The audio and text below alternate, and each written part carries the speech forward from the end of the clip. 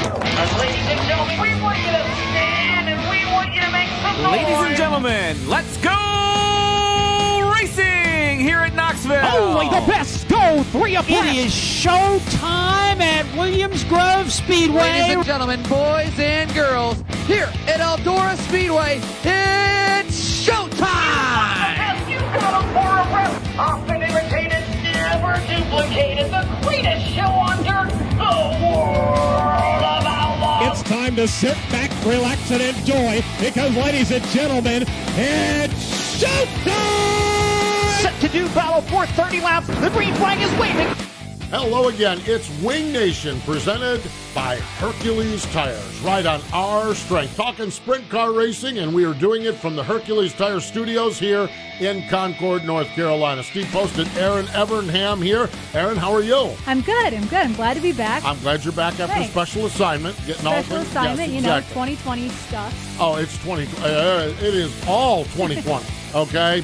It is so 2020 that the World Finals is not happening, but yet they're racing, but it's not happening, but yet they're racing, but it's not happening. I had to read the press release like 3 times. Like, all right, wait. So we're doing it, but we're not doing it. Yeah. Well, How's the we were format? all in studio here talking, and Craigor and Ashley and I, we were doing stuff for our television show, and Craig got the text, and he said, World Finals are off. And I said, but are they racing there? He said, no, they're off. And I said, no, but are they racing there? He said, oh, yeah, well, hold on, let me read. Yeah. And then there was a snafu because the track sent something, and so it is. Yeah. Social media has been even more interesting lately than usual. So what we know as of, 12:02 in 7 seconds, what we know as of 12:02 is World of Outlaw, NOS Energy Drink Sprint Cars, Friday and Saturday, the 6th and 7th of November, which, other than the prelim, the qualifying night, that's normal for the World of Outlaw Sprint Cars.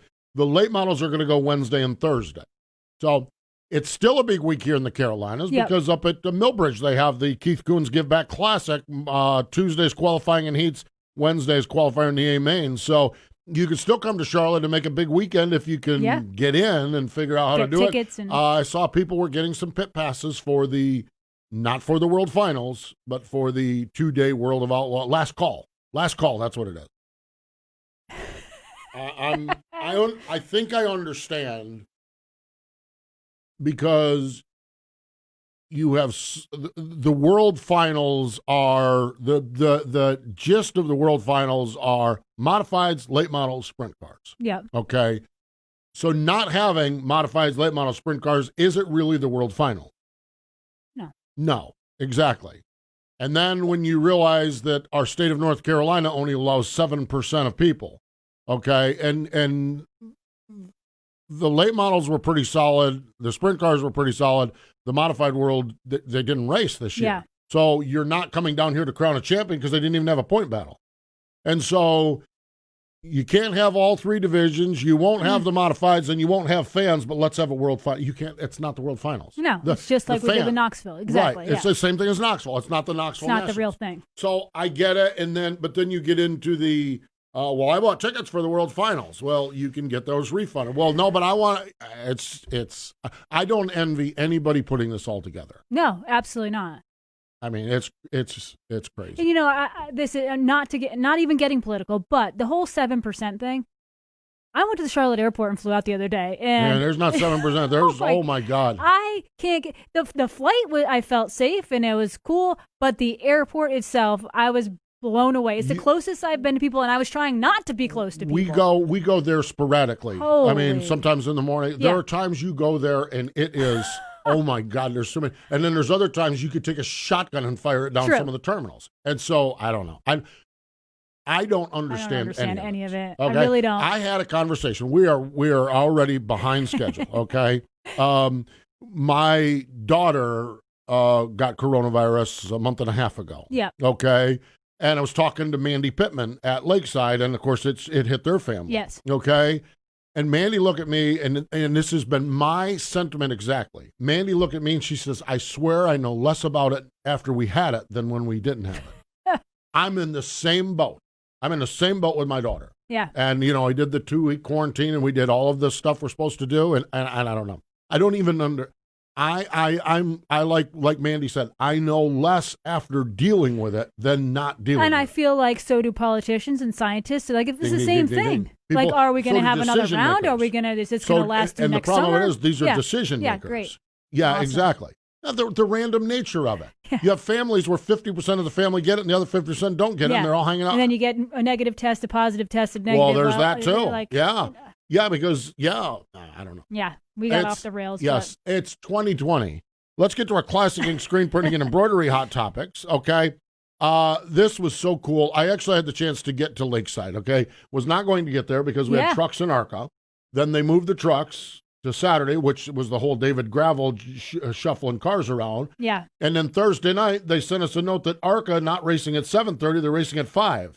And I'm like, giddy up. Yeah, so I got to get up there to Lakeside Speedway, arrived during time trial, so I didn't get to hang out in the pits beforehand. I love hanging out in the pits beforehand, but did get to see some folks, and I saw a happy Shane Stewart. Yeah.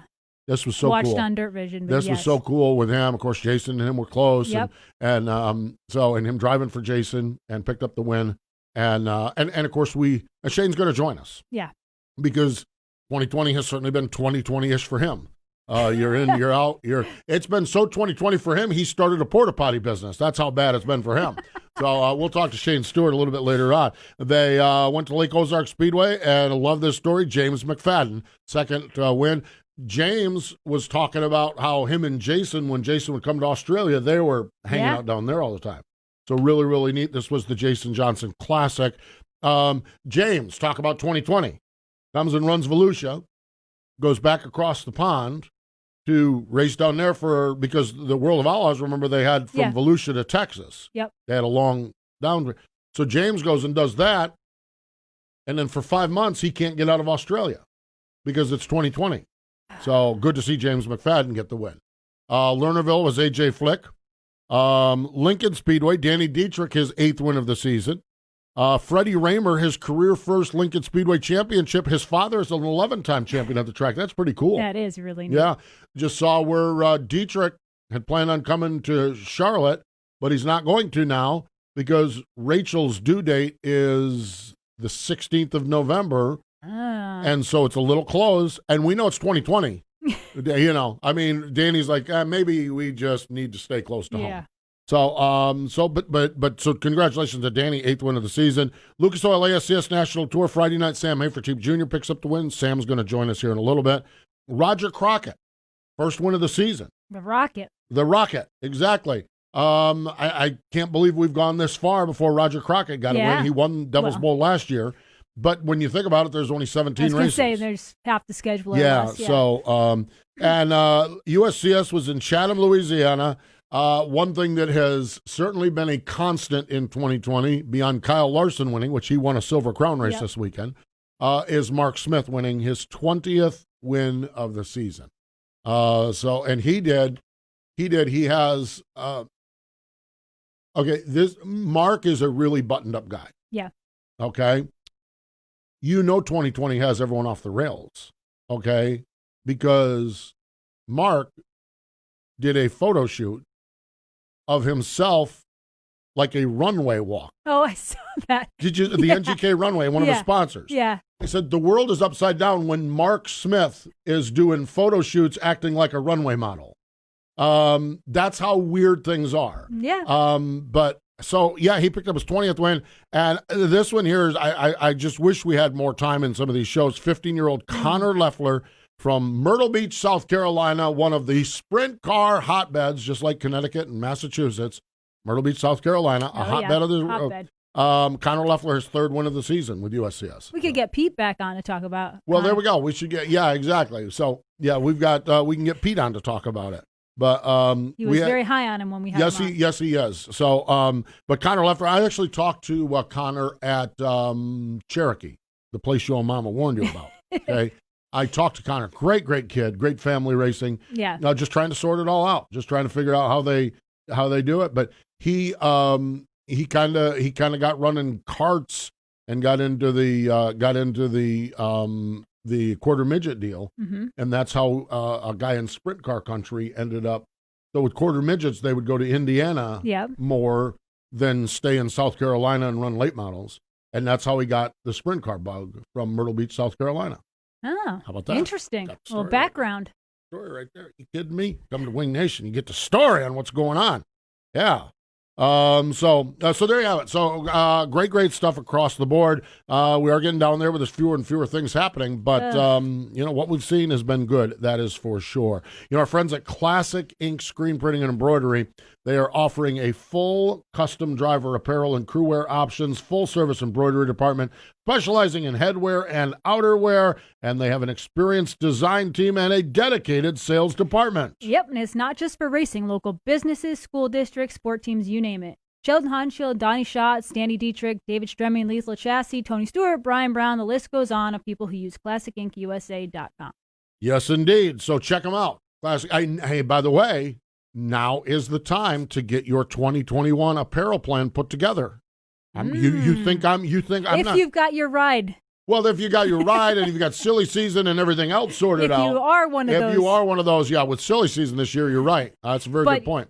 But that said, you're going to need a whole new line of apparel. They're going to need a whole new line of apparel. So go to www. Now's the time to do it, because what happens is that there are a percentage of the people that 2 weeks before Volusia, they will say, someone who scheduled Volusia in February. Volusia's been scheduled. We're running the same thing around here. It's like, who scheduled the Daytona 500 2 weeks from now? And we're all with our hair on fire. It's the same way in sprint car racing. So you get with Classic Ink now, and while everyone else's hair is on fire, getting ready to go to Volusia, you're sitting there just unpacking boxes and getting ready to go. Mm-hmm. Gotcha. www.classicinkusa.com. We mentioned Danny Dietrich picking up that 8th win of the season. Had to pass Tyler Ross and Bradley Howard. The fabulous Lincoln Speedway, the final night of the season. My old buddy Wayne Harper with the call on Flow Racing. And now for the Dryden death-defying move of the week, where one driver simply amazes us with their on-track moves. There are your 3 leaders down the backstretch into 3 and 4. Howard still your leader. Dietrich has moved into 2nd as he gets past Ross, and he will challenge for the race lead.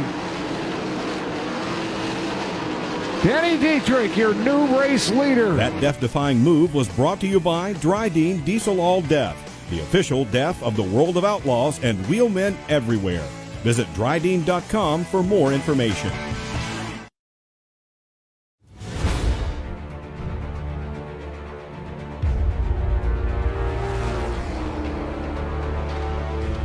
Pride.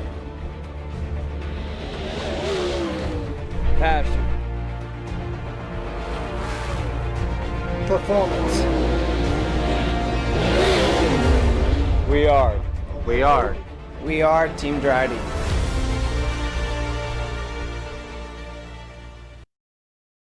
Power isn't born, it's built over time. For over 65 years, Hercules Tires has been providing the muscle to move more drivers, whatever the vehicle, whatever the terrain, and we back it with a powerful protection plan. So wherever the road or the trail takes you, we have the selection, value, and strength to get you there. Hercules Tires, ride on our strength. It is Wing Nation, presented by Hercules Tires. We are in the Hercules Tires studio. Let's go to the Dryden hotline. Joining us fresh off from a trip to Victory Lane, Shane Stewart is on the line. He won Friday night at Lakeside. Hello, Shane. Welcome back to Wing Nation. Thank you. Appreciate it. Always good to talk to you guys. Well, always good to chat with you as well. While I will enjoy our conversation today, Shane, I enjoyed our brief chat Friday night after the race a little bit more. Congratulations. Man, you guys, boy, A+ all across the board. Race car driver, everyone was on point at Lakeside on Friday. Yeah, it was. Obviously one of my biggest wins. I put a little added pressure on myself going into that deal for a couple reasons. Obviously, wanted to make everybody proud with the JJR group, and I know that they work really hard at representing their sponsors well. I know Phil works really hard at trying to make his cars fast every night, and obviously my ties with Jason and it was almost a fairy tale win, honestly. to jump into a car that I've never driven before and work with Phil, who I never have worked with, and to jump in there and to get a win that quick. Testament to all the hard work that the crew guys put into that operation, and Bobby and Phil and of course all their sponsors, and definitely a huge win for me. It was special, and still one of them things, like, you're laying in bed and you're thinking about it, and you're like, man, I cannot believe I just won an Outlaw race in the JJR car. So really cool.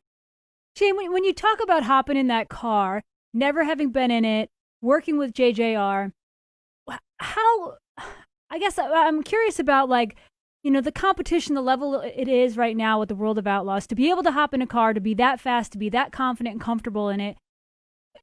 What is that like? Is it comparing it? I mean, you obviously been extremely fast in Bernie's car this year, but you mentioned that the team is organized. They are, working with Phil was great, but how good is that team, I guess, is what I really want to know, to be able to do what you did on Friday night?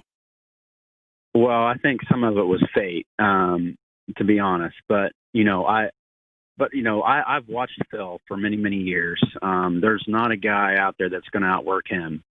And I've seen Jason build that team starting back when, Paul Silva and I raced with him on the ASCS tour. And then where he took it from that level to the World of Outlaw level. That's a huge step, especially, when you're doing it on not really on your own, but, making your team grow and making it bigger, to be able to be competitive at the ASCS level, and then to be able to be competitive on the World of Outlaw level. It's just a huge jump. And they did it well. Obviously Jason and Phil had some big wins, but I got to see that process take place, and I know how much hard work that those guys devoted to making that car fast. But I a lot of it, we made a few adjustments after hot laps. I didn't feel real comfortable with a couple things, and Phil just jumped on it, and I got real comfortable really quick. So that's just a testament to how strong that team is. And I said it in Victory Lane, I've followed and chased that 41 many, many laps, and it was really cool to be able to put it in Victory Lane. Jason, as a guy who has never driven a race car, but we all have things that are so important in our life. When you get certainly through a project or through, for me, a NASCAR race and something where you're like, man, this is going really, really good. When was that moment on Friday night when you're like, whoa, wait a minute, this could turn out really, really good? When I lined up for the AMA. Really? I'm like, oh man, like my car is normally, obviously you can't determine on where the track's going to change, and I felt really, really good in the dash. But sometimes you feel good in the dash and you line up for the A and you're like, oh man, I wish we'd have done, a little bit more here or there. But when I lined up to catch the pace truck, I felt like I had a really good car underneath me, and I, at that time I thought, what, if I can just do my part, I feel like we're going to have a legitimate shot at winning this race. And Brad was coming. I didn't realize how close Brad was until I watched the highlight. But, there was a point in the race where I was, I ran the bottom in 3 and 4 most of the night, or actually the whole night. But there was a point in there late in the race where I thought, what, I might need to move back up, because I felt like I was slowing down a little bit, on the bottom of 3 and 4. But, everything just worked out well for us. You said when you lined up for the race, I'm getting into really tight details here. So you do the 4-wide salute, or when you're catching up with it. So you're actually taking that opportunity to feel out the race car, and as you race up quickly to get behind the pace car, you're getting a feel for what you have, correct? Oh yeah. Yeah. And honestly, you do it a couple times, when you're actually lining up to do the original 2 wide before you go 4 wide. Oh yeah. Okay. I've raced enough sprint cars now that I just know, like I can tell when I have a really good car underneath me. And there's some nights where you line up and you don't have a good, straightaway, or you don't have a good corner to fill your car. But I was able to get through a corner with a little bit of speed, and I felt like my car was going to be pretty darn good. and it was glued to the track from lap 1 to lap 30, and as a driver, that's all you can really wish for. For sure. Shane, on an emotional level, you hit on a little bit in the first answer, but you and Jason were very close, and I always think about when he won the Knoxville Nationals, and you were like one of the first people to him to congratulate him.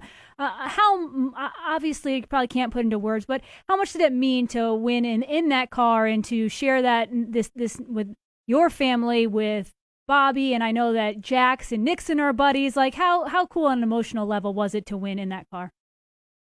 Huge. Yeah, huge. Honestly, I feel like my career is complete, and I know that sounds kind of corny, but it was just a big win for me. I mean, just to get the opportunity for one, and then to go out and win a race when you know you're only in it for 2 nights. I mean, that's pretty hard to do. And you know, just a huge accomplishment, not just for me, but for the whole team, and you know, of course, Bobby, and like you said, you know, honestly, so when you go up and down the road, you travel, and there's not many people that follow every race on the World of Outlaw Tour. There's only a handful of us, and of course, you know, Jason and I had some big rivals back in the day with ASCS, and you know, and then we always, I don't know what it was, but we always remained good friends, and even though we could beat each other up on the track a little bit, it seemed like we could always forget that. And I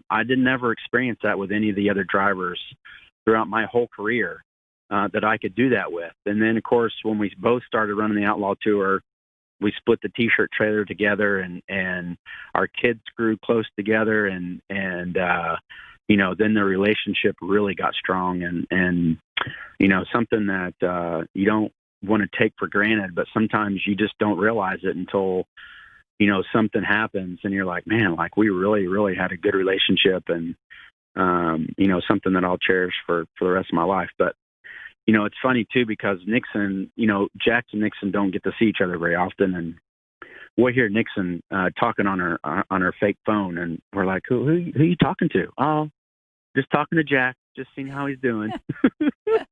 So, you know, that's a bond that I'm happy that was made, and hopefully they can continue to have that bond as they get older. Well, Jax was not there on Friday night, and you were up doing an interview inside the truck. So, but Nixon and Darren's 2 daughters were down at the car, and the good news is they made sure they collected some mud and some confetti to take to Jax the next day. That's right. That's like real. That's really cool right there. So Jack's got his confetti and some mud. That's awesome. It's awesome. Yeah, that, you know, there's a group of kids that are all pretty close in age, and you know, they've got a pretty tight bond because they see each other every day, and at least through the summer months. And it's good to see. You know, that's part of it that makes it enjoyable to be out on the road, because there's nights where you wish you were at home doing something different, especially if you have a spell of bad races. But, you know, when you see the kids playing together and you see your wives, you know, talking to the other wives and having a good time, it makes you forget about, you know, the bad races that you've had. So it's good. Yeah, no doubt. Shane, Erin and I were chatting before we brought you on. We do not understand why you do not have a ride. Okay, and I'm just okay, and so I'm going to ask you why, because you jump in Bernie's car and you are at the front of the field all the time. It seems like, okay. I mean, I know there's bad nights. We all get that. Then you jump into 41, and here you go. You're 500 in that car. You won your first night. How is it frustrating? How do you handle this? Seeing you perform, you're a 2-time winner in the Outlaws on a very limited schedule this year, and yet we don't really know what's going on as you go forward. Where are you at with that? Yeah, it's frustrating, but you know, I could see all this coming.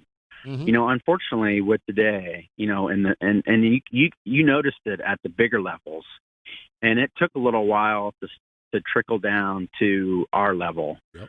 But now, like, you have to have money. You know, if you're going to go jump on the Outlaw Tour, unless you're going to start your own team, which you obviously have to have money to do that as well. But, if you don't have money and you're going to go say, I'm going to go run for who knows, like another team that's been on the Outlaw Tour, those teams expect you to bring money, and it's not $10,000, right? It's decent money. That's the hard part, and I struggle with that because I was in a situation early on in my career where I worked really hard and I got, car owner sponsors and I did this and I did that. And then one day the car owner was just, okay, I'm ready to go do something else. And I was standing there with my helmet bag and I'm like, what the heck just happened? Yeah. And so I just told myself, I'm like, if I'm going to make all this work, I'm not going to go. I didn't ever feel like it was my place to go find a sponsor for a team. Mm-hmm. I felt like it was my job to go try to win every night, work hard when I need to work hard, and give it 100% every night. And I felt like I've been able to do that. Now, times have changed, and I get that, but it's just difficult to go try to track down $200,000 or $300,000. To take to a team and go run 90 races on the Outlaw Tour. And, that's kind of one of the reasons why I don't have a full-time Outlaw deal. Now, I can probably continue to do what I'm doing, jumping in from, different cars and making a schedule out of it. But, man, that's hard too. And so, honestly, to answer your question, I don't know what my next steps are racing-wise. I've got a couple business deals that I'm working on, and I think, and I'm assuming it's the same for other drivers. Like you get to a point in your career where you're like, well, okay, is this it? And then you have to go through the process in your head, like, okay, what if this is it? Are you going to be okay with that? And then, because I've raced since professionally since 99, 2000, so. And then it's like, okay, well, what am I going to do? And I can't go sit behind a desk because I've never done that. So then your head starts working and you try to put together deals. And you know what? What's crazy is, I can't remember, it may have been Paul McMahon said something the other day on Twitter about never burning a bridge. Well, when you're done racing and you can go back to some of these people that, had money that helped you along the way, whether it's a car owner or a sponsor, and you bounce ideas off of them business-wise, and they give you ideas, but they're still talking to you because you didn't burn that bridge. And there's just a lot to be said about the people that you meet going up and down the road, the people that's helped you throughout your career, and the things that you can bounce back on and get different ideas from some of those people and hope that it turns into another, business venture of some sort where you can continue to make a decent living. And I've been, hey, no matter what happens, I've been really blessed. I've had a great career, and I'm going to continue to try to work hard to see what I can put together. But I'm pretty good about, if this is it, then I'm going to be okay with that. Funny you mentioned Paul McMahon, because I had a podcast last week with Paul McMahon and it sounded very, very similar. So and Joey's been through it. Darren's kind of somewhere similar. You're all kind of dealing with all of this stuff. Shane, I am telling you, it was a pleasure being there on Friday night watching you wheel that car. And wherever you go, whatever you do as far as your next venture goes, we certainly wish you the best. You're in the 71 this weekend, right? Back with Bernie this weekend? Okay. Yep. So Parker Price and myself will be in 271 cars, and then same for what was going to be the World Finals, but the two races there at Charlotte. So cool. I'll end the year with Bernie. There you go. Well, we wish you the best with those races and wherever it takes you. But we appreciate your time today. Greatly appreciate it, guys. Thank you. There you go. Always a treat. Yeah. You always have a better day when you've had a conversation with Shane Stewart. Agree. And that was great stuff. So we need to step away. Well, wait a minute. We got to talk about one of our friends first here before we step away. The mules, the HRP mules, exactly. The absolute number one pit utility vehicle in sprint car and midget racing is a custom mule conversion from HRP. Now, it starts with a solid platform, dependable, good-looking Kawasaki mule, and it's customized and built to each customer's specification. There's options like generator, air compressor, shock and radius rod racks, amazing toolboxes and drawers, LED lighting, walk-on roofs, and more. HRP mule conversions perform, outlast, and maintain their value better than any other utility vehicle. Stay with us, Sam Hafertepe. He joins us after this break. Power isn't born, it's built over time. For over 65 years, Hercules Tires has been providing the muscle to move more drivers. Whatever the vehicle, whatever the terrain. And we back it with a powerful protection plan. So wherever the road or the trail takes you, we have the selection, value, and strength to get you there. Hercules Tires. Ride on our strength. Hey Ashley, what are you up to? Oh, I just stopped by to grab some sage fruit apples. Now I just have to decide which ones. You can never go wrong with a Honeycrisp. They're light, crisp, and full of perfectly balanced flavor. Oh, hey! You could always go with one of their classics, the Gala or Fuji. They're both sweet and juicy. Grown in the heart of Eastern Washington, Sage Fruit Company works hard on the farm and with their retail partners to provide high-quality apples and pears to consumers all year long. Well, I couldn't decide which ones. Thanks for the help, guys. I'll race you to checkout.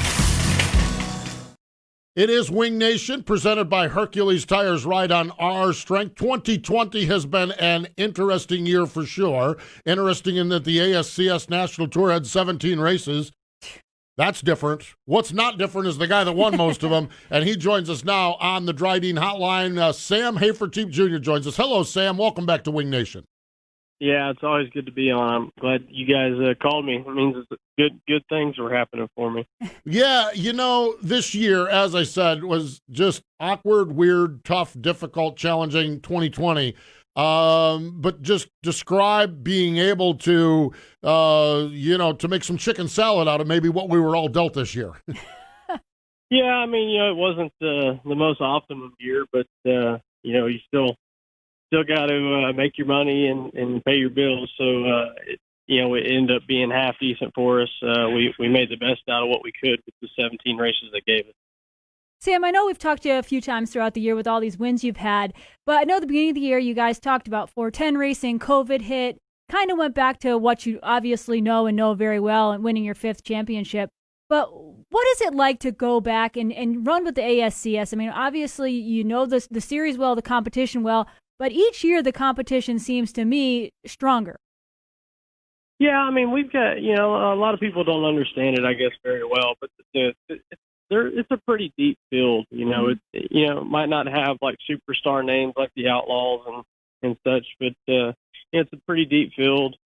Those guys normally when outsiders come in, usually the ASCS guys are right there with them. So they're definitely none of the guys that we race with are definitely bad for sure. I mean, we've got a lot of really good competition and like I say, it's normal for us because we race with them all the time, but there's a lot of people, kind of under the radar that people don't really know about. Sam, we were in a little bit of a bind a couple years ago because we like to talk to big race winners, but you went back to back on us. Okay, we talked to you after you won the Hockett-McMillan Memorial, and then you go back, and the next week or two, you go win the Short Track Nationals. And I want to go back to that Short Track Nationals. And honestly, looking at that race, that had been one that statistically had probably been a little bit of a thorn in the side. How neat was it to finally check one of those big ones like that off from the win list box?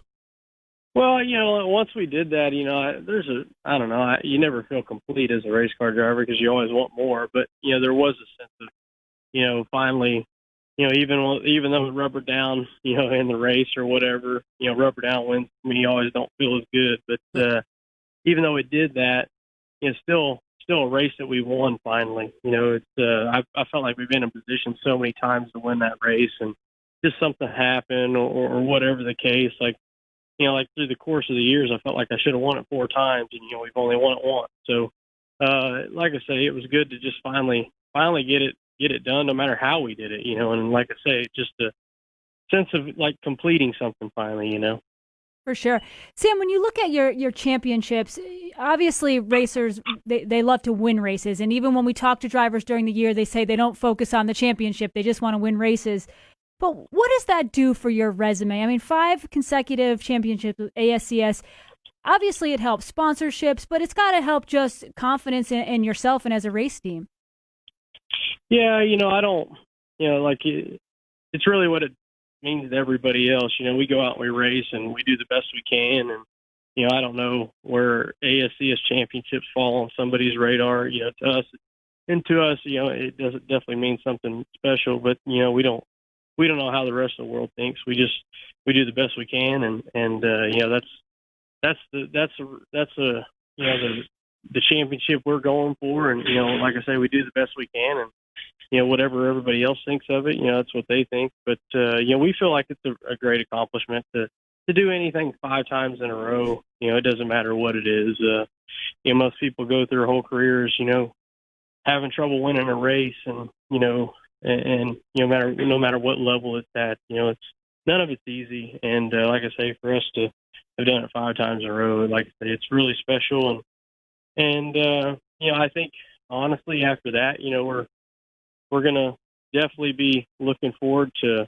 We feel like we've accomplished a lot in the ASCS, and we're definitely going to be looking forward to, definitely trying this 410 deal out. We've got plans to hire some guys over the wintertime and get our program just solely formatted around 410 stuff. I don't even think we're going to have a 360 motor in the shop next year. Well, I've kind of wondered, because you've always kind of had that fallback, and maybe just getting rid of it all might be the catalyst. Keep going. Hey, but before we get to next year, the balance of this year, are you what do you have planned between now and snow flying? It's really hard to say. With the World Final deal kind of doing what it did. Yeah. We would only have one truck driver to get there, so it'd take us 2 days to get there, 2 days to get back, and so 4 days of driving for a 2-day race. And I don't know what the purse format's going to be. I don't know what the car count's going to be. We thought about doing that. There's a lot of things that we really have to get kind of in motion for next year too. So we might maybe run a regional. There's a couple of regional shows left here at Creek County at the end of the month. We might do that. If Bossman says we need to get to Charlotte, we'll get to Charlotte. I don't think it financially for us is a smart thing to do, but if he wants us to get down to Charlotte and kind of get our feet wet down there, we'll do that. Just kind of up in the air right now with the news that we heard yesterday. Yeah, no doubt. It's caused everyone to rethink whatever we thought we were going to do. Up in the air. I think that kind of describes 2020. I think you put a big. That just kind of describes what we've all been through this year. And Sam, what we've been through is a lot of good conversations with you. So we appreciate the time today. But throughout the course of the year, we appreciate getting you on the shows and chatting with you. We wish you the best wherever you race the rest of this year as you build for next year. Yep. And we wish you the best and can't wait to chat down the road sometime. Yeah, thanks a lot for having me on, guys. Like I say, it's always good to talk to you guys.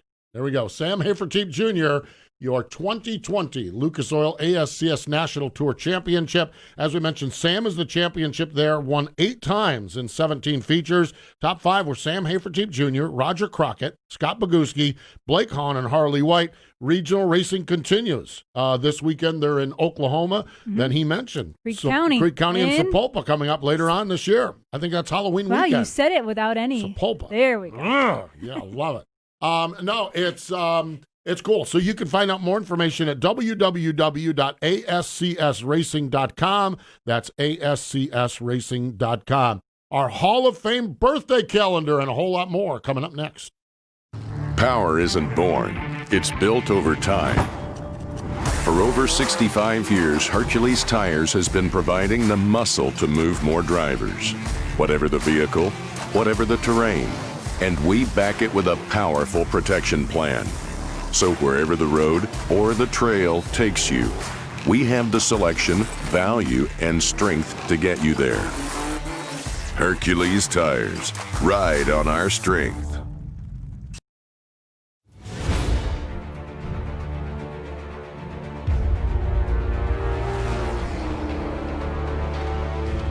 Pride.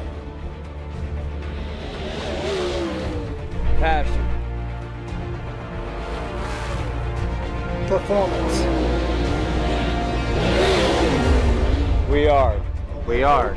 We are Team Dryden.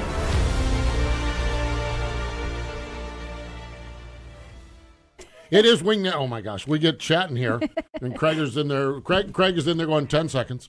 5 seconds. Y'all need to shut up when I tell you to shut up. Just shut up. That's right. Shut up and talk. Wait a minute. Shut up and talk. How does that work?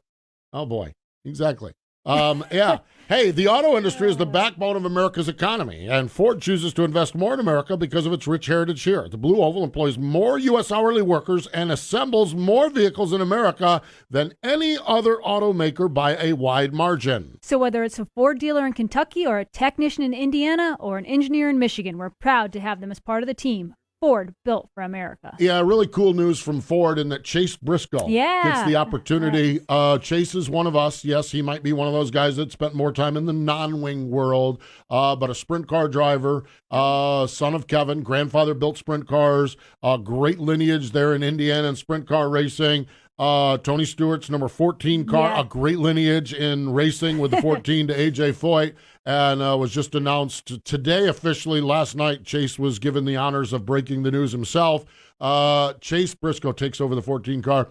That's the Ford development program at work, bringing a driver through the ranks, through the trenches, and so really cool. And I know everyone had a little time. There's a media event this morning. Mark Rushbrook from Ford was on there, and they are just glowing with their development program because it has plucked Chase Briscoe out of the dirt tracks of Indiana and put him in a Premier Cup Series ride. I just think that's awesome. It's a great story. And Tony, likewise, Tony was glowing because this is, Kevin Briscoe. He's, and there's just a Tony's whole lot. Roots, There's a whole lot of good with Chase Briscoe getting the ride in that 14 car. There's also a whole lot of good right off from turn number 2 at Knoxville. Birthday calendar for the National Sprint Car Hall of Fame. The Hall of Fame and Museum is located out there. John Ambler, yesterday, the birthday calendar has Dave Argabright coming up on Thursday. Dave Blaney has a birthday. The old Buckeye Bullet coming up on Saturday. Jack Miller on Sunday. The Gordon Woolley today. And how about this one? Okay. There are times when I look at the birthday calendar and I have a sense of who the person is. Sadly, there are times that I don't have a sense, but that's why we have the Sprint Car Hall of Fame and Museum. And then when I read it, I'm like, how in the wide world of sports does this guy not know this? Okay, Floyd Trevis. He is a charter inductee into the Sprint Car Hall of Fame. That means first class, 1990. Born in 1906, he was a legendary IndyCar and sprint car builder. In 1961, we just mentioned the 14 car. Well, AJ Foyt drove his Bose Sealfast. There we go. Sprinter to the win at the Indianapolis 500. How about Old Blue, that Bob Weichert sprint car with 146 wins in the early 70s with Kenny Weld at the helm? That was built by Floyd Trevis. Wow. Yeah. 1972 and 73 Knoxville Nationals and National Open champion.